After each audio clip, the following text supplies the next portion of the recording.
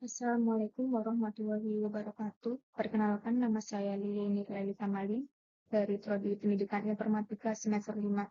Di sini saya akan menjelaskan materi tentang OSI layar. Model OSI. Model OSI adalah kerangka kerja konseptual yang mendefinisikan 7 lapisan berbeda untuk komunikasi jaringan.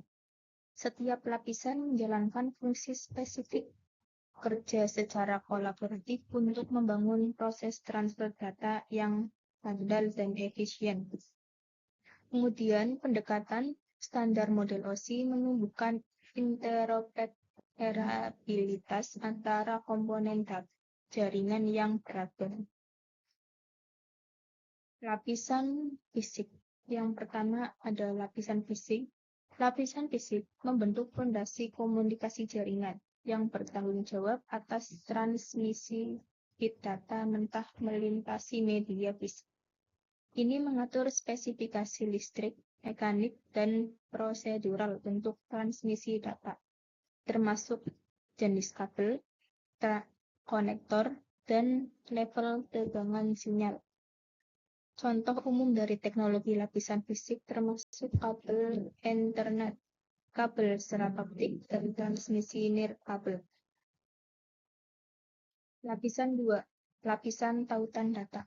Lapisan data link menjembatani kesenjangan antar bit merah, mentah, lapisan fisik, dan pengalaman logis lapisan jaringan. Ia bertanggung jawab atas deteksi dan koreksi kesalahan dalam satu segmen jaringan. Lapisan ini merangkum bit data ke dalam bingkai, menambahkan kode pendeteksi kesalahan, dan mengelola alamat media akses kontrol untuk mengidentifikasi perangkat pada jaringan. Protokol lapisan tautan data yang umum meliputi internet dan Wi-Fi. Lapisan 3. Lapisan jaringan. Lapisan jaringan berperan penting dalam merutekan paket data melintasi jaringan yang saling terhubung.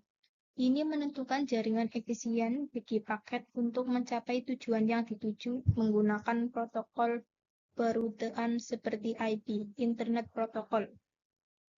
Lapisan ini bertanggung jawab untuk pengalamatan logis menggunakan alamat IP yang secara unik mengidentifikasi perangkat di jaringan. Router utama berfungsi pada lapisan jaringan membuat keputusan penerusan berdasarkan alamat IP dalam header paket. Lapisan 4. Lapisan transportasi. Lapisan transport membuat koneksi yang andal antara aplikasi yang berjalan pada perangkat berbeda. Menyediakan layanan seperti kontrol aliran, pemulihan kesalahan, dan segmentasi atau desegmentasi.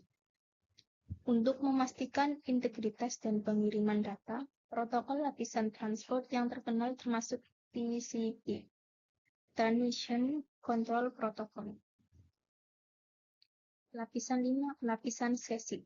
Lapisan sesi mengelola dialog antara aplikasi, mengelola, dan mengakhiri sesi.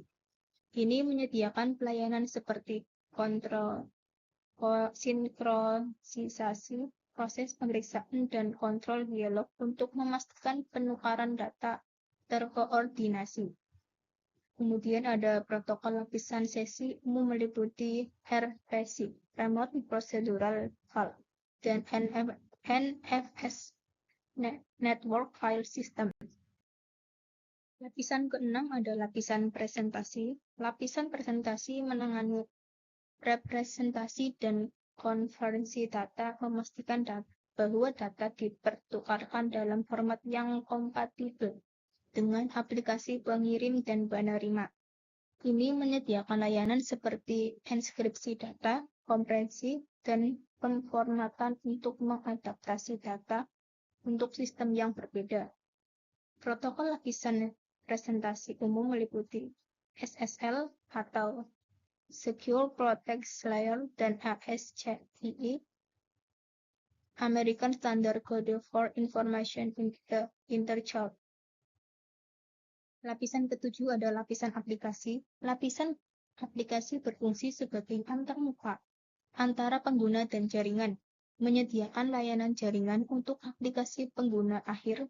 Ini mencangkup berbagai protokol dan layanan, termasuk email, transfer file, penelusuran web, dan streaming multimedia. Protokol lapisan aplikasi umum meliputi HTTP, FTP, dan SMTP. Thank you. Nah, sekian presentasi dari saya. Mohon maaf bila ada kesalahan dalam pengucapan kata. Wassalamualaikum warahmatullahi wabarakatuh.